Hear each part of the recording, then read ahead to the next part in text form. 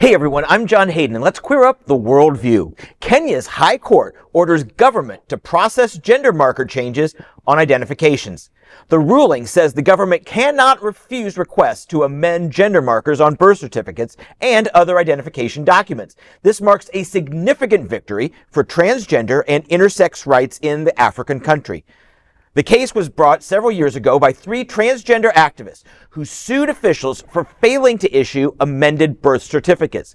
Government officials, including the Attorney General, argued against the lawsuit, saying, quote, "A person's gender is based on fact, not feelings.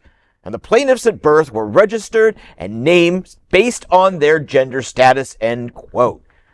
Well, despite that, the High Court issued the ruling in favor of the queer community, saying, quote, "Constitutional rights cannot be delayed over administrative convenience."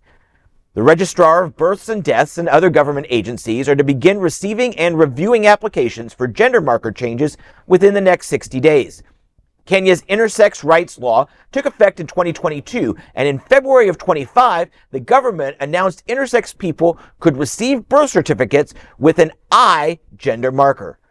Advocacy groups welcome the ruling, calling it a major step towards equality, dignity, and legal recognition for transgender and intersex rights. You know, this would be a huge story if it were in America. Because we're taking steps backward. But the fact of where this is happening in Africa, which is not known as the most LGBTQ plus friendly place on earth. So to see this and to see their high court, which is just amazing to me. So yay, Kenya, and good on you. That's progress. It is. Right? It's progress, and it's beautiful to see that. You know, Kenya said bureaucracy is not more important than human dignity.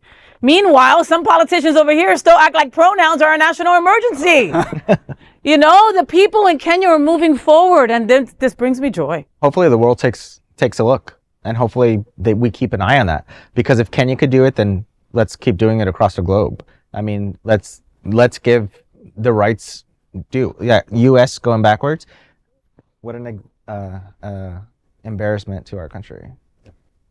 Yeah, and you served this country, so that's got to be tough for you to say those words. I'm sorry to veer off, but I mean, that was my. Yeah, like I saw you take like a breath and say it. You know, like it's like. Yeah, I mean, when my existence is also like my introduction, my bios and everything is served, retired, 25 years in the military, 23 years in the military. It's just like to be affiliated with our country now. I almost don't want to tell people I served. Sorry. Yeah. Now that I've told the world over and over. Appreciate you. Right. Yes. Well, there is no other queer nonprofit media platform like this in the entire world. Support our LGBTQ stories by sharing them and subscribing to Queer News Tonight.